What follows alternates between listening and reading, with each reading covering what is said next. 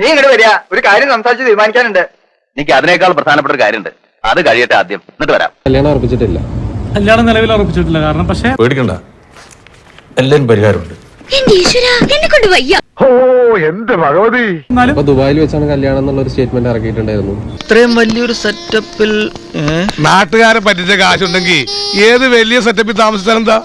അത് വെറുതെ പറഞ്ഞല്ല, അന്ന് പറഞ്ഞിരുന്നു. പിന്നെ അതിനെപ്പറ്റി ഒന്നും മിണ്ടിയില്ല. പെണ്ണുങ്ങൾ അറിയാലോ, നമ്മൾ അപ്പ കാണുന്ന അപ്പ വിളിക്കും, ചില സമയത്ത് പറയും, ചില സമയത്ത് വേണ്ടെന്ന് പറയും. അത്ര സന്തോഷിക്കൊന്നും വേണ്ട. അവൻ ആളത്ര ശരിയാണെന്ന് എനിക്ക് തോന്നുന്നില്ല. പരദൂഷണം പറയാണെന്ന് വിചാരിക്കരുത്. ആ ചെക്കനെ ഒരെല്ലു കൂടുതലാ.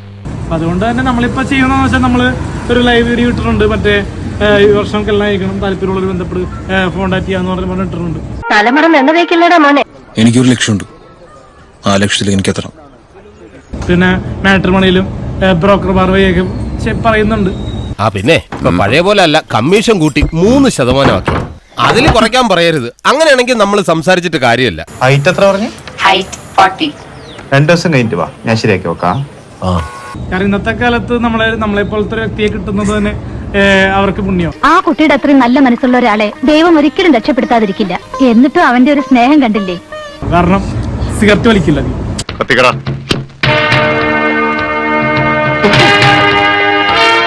എപ്പോഴും സിഗരറ്റ് വലിക്കില്ല, വല്ലപ്പോഴും വലിക്കും. എന്റെ എന്തൊരു ഓർമ്മ ശക്തിയാണ് എനിക്ക്. മദ്യപിക്കില്ല, ഒട്ടും മദ്യപിക്കില്ല.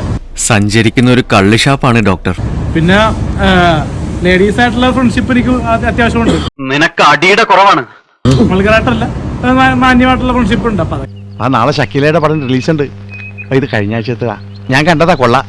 ആരെങ്കിലും എന്തെങ്കിലും നിങ്ങളോട് ചോദിക്കുകയാണെങ്കിൽ ഒന്നും പേടിക്കണ്ട, ഗഫൂർ കാ ദോസ്ത് എന്ന് പറഞ്ഞാൽ മതി. എന്ത് മതി, ഇത് മതി.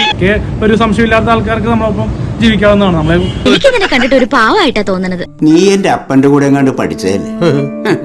എന്തിനാടാ ഈ കുഞ്ഞുങ്ങളുടെ ജീവിതത്തിലേക്ക് വാളംപുളി പിഴിഞ്ഞൊഴിക്കുന്നത്?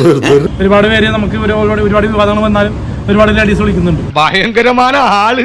കൃഷ്ണന് 16,008 ഭാര്യമാരുണ്ടായത് ഫേസ്ബുക്കിൽ അക്കൗണ്ട് ഉണ്ടായിട്ടാ. എക്സാക്ട്ലി. ഏറ്റവും കൂടുതൽ മുസ്ലിം പെണ്ണുങ്ങളെ വിളിക്കും രാത്രിയാണ്. തെളിവൊന്നുമില്ലല്ലോ. സന്തോഷമുണ്ട്. ഫാത്തിമ എന്നൊക്കെ പറഞ്ഞ പെണ്ണൊക്കെ വിളിക്കും. കുഴപ്പമൊന്നും ഇല്ലല്ലോ അല്ലേ? എന്താണോ ഇതൊക്കെ? എന്താണാവോ? ശരി.